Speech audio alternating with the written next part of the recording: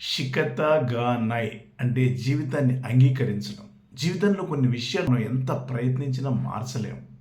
అలాంటి సమయంలో జపాన్ వాళ్ళు ఒక మాట చెప్తారు. షికతా నై అంటే ఇట్ కెనాట్ బి హెల్ప్డ్. జరిగిపోయింది ఏదో జరిగిపోయింది. దాని గురించి మనం ఏం చేయలేం. కానీ దీని అర్థం ఓడిపోవటం కాదు, వదిలిపెట్టి వెళ్ళిపోవటం కాదు. అది ఒక గొప్ప మానసిక శక్తి. వర్షం పట్టం మన చేతుల్లో ఉండదు. ఇతరులు మన గురించి ఏమనుకుంటున్నారో అనేది మన చేతుల్లో లేదు. జరిగిపోయిన గతాన్ని మార్చటం అనేది మన చేతుల్లో లేదు. కానీ వాటికి మనం ఎలా స్పందించాలో అనేది మాత్రం మన చేతుల్లోనే ఉంటుంది.